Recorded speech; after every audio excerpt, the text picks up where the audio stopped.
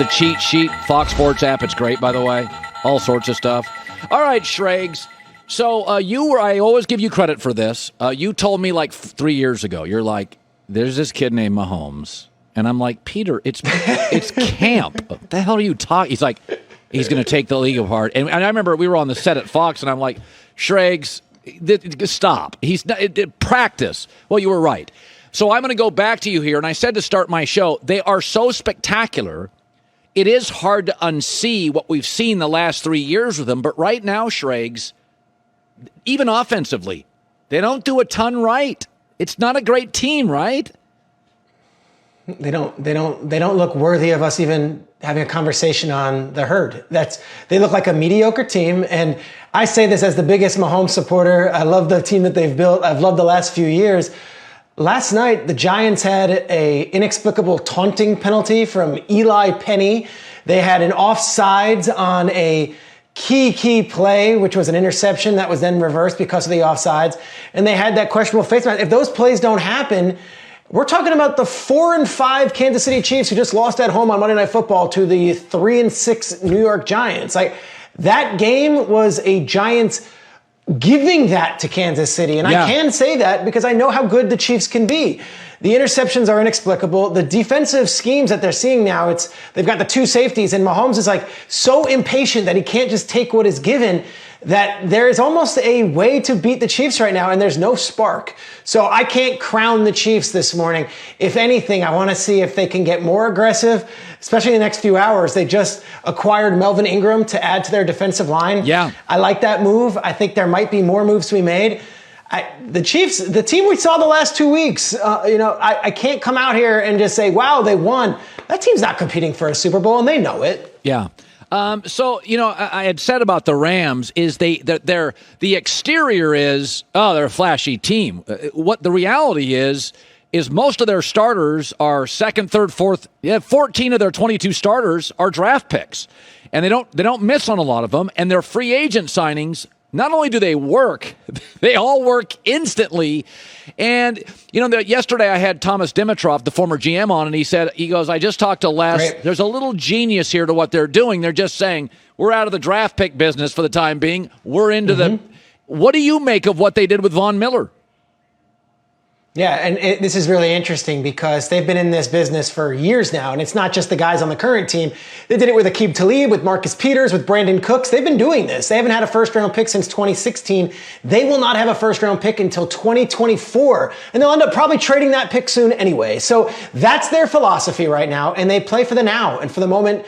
And it's this great team. We're 7-1.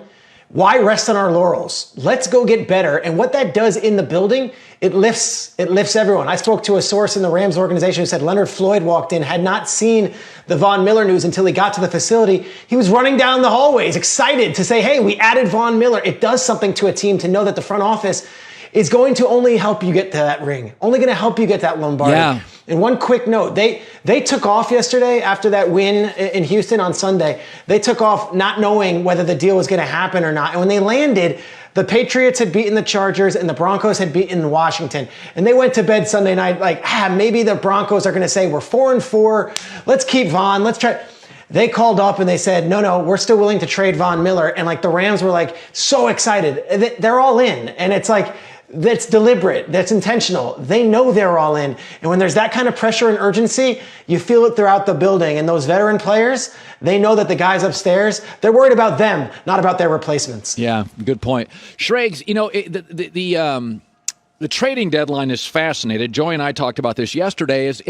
Every league needs to have about 3 awful teams because then the top teams can go get their best players.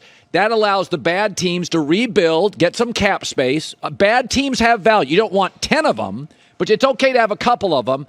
And, I'll give you an example. But then you get these teams that are in the middle, like Philadelphia. Now, what are they doing in that building this morning?